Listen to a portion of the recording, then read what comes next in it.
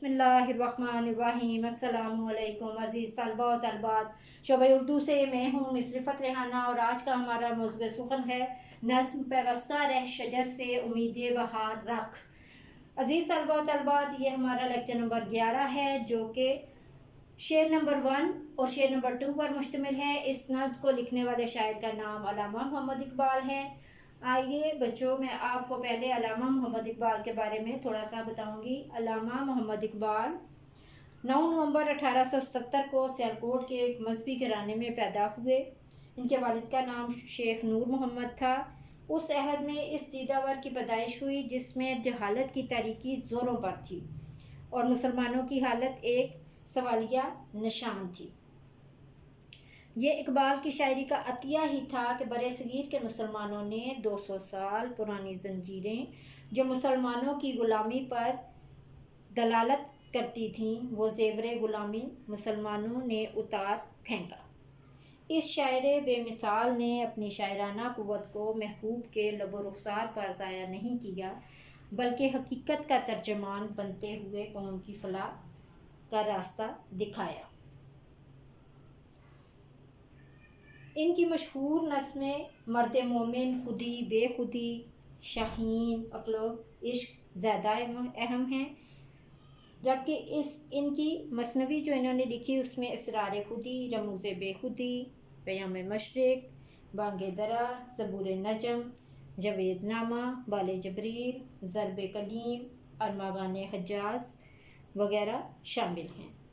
आप 21 अप्रैल 1938 में अपने हाल के हकीकी से जा मिले। अज़ीज़ तलबा व तलबात, अब हम चलते हैं इस नज़्म के पहले शेर की जानिब जो कि कुछ इस तरह से है। डाली गई जो फसले ख़ज़ां शजर से टूट, डाली गई जो फसले ख़ज़ां शजर से टूट, मुमकिन नहीं हरी हो सहाबे बहार से। अज़ीज़ तलबा व तलबात, अब हम चलते हैं इस शेर के मुश्किल अल्फाज की जानिब जो कि कुछ इस तरह से है। डाली यानी कि टहनी, फसले ख़ज़ां, ख़ज़ां का मौसम, फसल कहते हैं जिसमें जो पत्ते होते हैं वो दरख्तों से टूट जाते हैं। फसल मौसम को कह लें और ख़ज़ां जो है वो पतझड़ को। शजर दरख्त, हरी सब्ज़, सहाब बादल या घटा। अज़ीज़ तलबा व तलबात, अब हम चलते हैं इस शेर के मफ़हूम की जानिब जो कि कुछ इस तरह से है। जो शाख ख़ज़ां के मौसम में दरख्त से टूट जाए, मौसम बहार के बादल में भी उसका दोबारा हरा भरा होना नामुमकिन है। अज़ीज़ तलबा व तलबात, अब हम चलते हैं इस शेर की तशरीह की जानिब जो कि कुछ इस तरह से है। अल्लामा मोहम्मद इकबाल शेर में कहते हैं कि डाली और शजर के इस्तारे इस्तेमाल कर रहे हैं कि पहले मिसरे में क्या किया है, डाली और शजर जो है ये एक दूसरे के इस्तारे इस्तेमाल किए गए हैं जिनका ज़ाहिरी मतलब शाख और दरख्त का है, लेकिन इकबाल की इससे मुराद मुसलमान और उम्मत मुस्लिमा है। अल्लामा इकबाल ये कह रहे हैं कि दुनिया के दस्तूर के मुताबिक जो शाख ख़ज़ां के मौसम में दरख्त से काट दी जाए तो इस दरख्त के साथ इसका कोई ताल्लुक़ बाकी नहीं रहता। वो शाख कभी भी हरी नहीं हो सकती, चाहे उस पर मौसम बहार में कितनी ही बारिशें क्यों ना हो जाए, क्योंकि बारिश से फ़ायदा उठाने के लिए शाख का दरख्त के साथ होना ज़रूरी है। शायद हकीकत में ये समझाना चाहते हैं कि मुसलमान भी अल्लाह की रहमत से सिर्फ़ उसी वक्त फ़ायदा उठा सकते हैं जब तक वो उम्मत मुस्लिमा के साथ मुंसलिक हैं, क्योंकि नबी अकरम सल्लल्लाहु अलैहि वसल्लम का फरमान है, मुसलमान एक आदमी की तरह है, अगर इसकी आँख बीमार होती है तो सारा जिस्म बीमार हो जाता है, और अगर इसका सर बीमार होता है तो सारा जिस्म बीमार हो जाता है। असल में कायनात में हर चीज़ का वजूद उस वक्त तक बरकरार है जब तक इसके अज्जा آپس میں جڑے ہوئے ہیں۔ اسی طرح قوموں کی ترقی کا راز اتحاد و اتفاق میں پوشیدہ ہے۔ جس قوم کے افراد آپس میں انتشار کا شکار ہوں وہ زمانے کبھی ترقی نہیں کر سکتے۔ دراصل علامہ اقبال فرماتے ہیں، فرق قائم ربط ملت سے ہے، تنہا کچھ نہیں۔ فرق قائم ربط ملت سے ہے، تنہا کچھ نہیں۔ موج ہے دریا میں اور بیرون دریا کچھ نہیں۔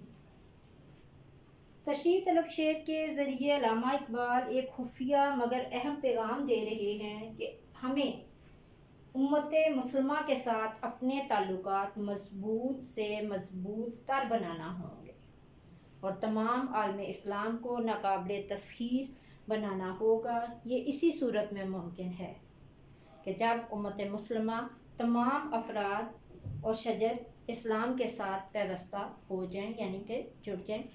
علامہ اقبال ملت اسلامیہ کے اتحاد کے سب سے بڑے داعی تھے، اس لیے فرمایا، ایک ہو مسلم حرم کی پاسبانی کے لیے، ایک ہو مسلم حرم کی پاسبانی کے لیے، نیل کے ساحل سے لے کر تا بحار کا شگر۔ عزیز طلباء و طالبات، اب ہم چلتے ہیں شعر نمبر 2 کی جانب، جو کہ کچھ اس طرح سے ہے لازوال عہد خزاں اس کے واسطے، ہے لازوال عہد خزاں اس کے واسطے، کچھ واسطہ نہیں ہے اسے برگ و بار سے۔ عزیز طلباء و طالبات، اب ہم اس شعر کے مشکل الفاظ کی جانب آتے ہیں، جو کہ کچھ اس طرح سے ہیں۔ لازوال، جسے کبھی زوال نہ ہو یا غیر فانی۔ عہد خزاں، عہد خزاں کہتے ہیں پت جھڑ کے موسم کو۔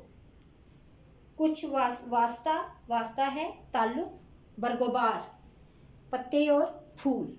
عزیز طلباء و طالبات، اب ہم چلتے ہیں اس شعر کے مفہوم کی جانب، جو کہ کچھ اس طرح سے ہے۔ درخت کی وہ ٹہنی جو اپنے اصل یعنی حقیقی درخت سے جدا ہو تو اس پر ہمیشہ کے لیے سکوت مرگ یعنی خاموشی کی موت طاری ہو جاتی ہے۔ اب اس پر پھل پھول کبھی نہیں آئیں گے۔ عزیز طلباء و طالبات، اب ہم چلتے ہیں اس شعر کی تشریح کی جانب، جو کہ کچھ اس طرح سے ہے۔ وہ ٹہنی کبھی دوبارہ سرسبز نہیں ہو سکتی جو خزاں کی نظر ہو گئی ہو۔ وہ دوبارہ بہار آنے پر بھی تر و تازہ موسم سے دوبارہ سے نہیں بڑھے بلے کی۔ جہاں درختوں میں نشوونما کا جوش ہوتا ہے، ایسے موسم میں بھی درخت سے جدا ٹہنی کو ہریالی نصیب نہ ہوگی۔ یہی حال مسلمانوں کا ہے۔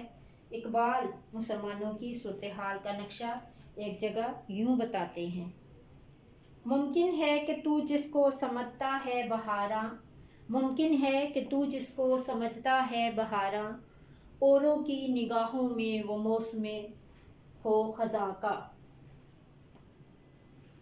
علامہ اقبال اس شعر میں شجر اور شاخ کے استعارے کے ذریعے ہمیں یہ سمجھانا چاہتے ہیں کہ اگر کوئی شاخ درخت سے جدا ہو جائے تو اس کے مقدر میں کبھی پتے اور پھول نہیں کھلتے، خزاں ہمیشہ اس کا مقدر بن جاتی ہے۔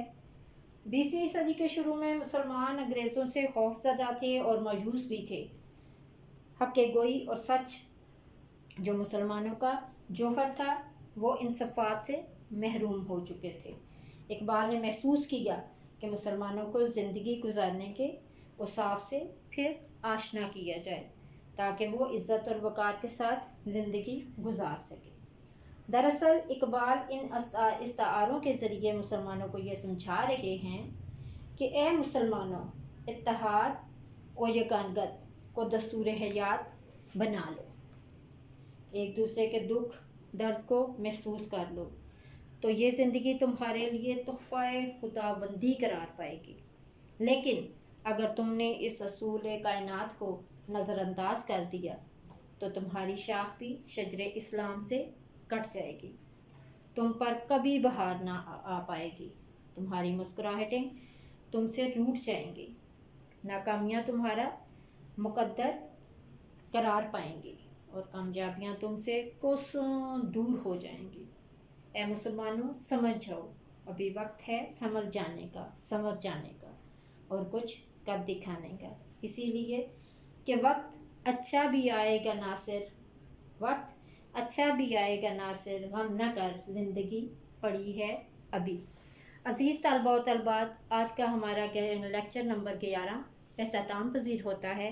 نیکسٹ لیکچر کے ساتھ ہم دوبارہ حاضر ہوں گے، اس وقت تک کے لیے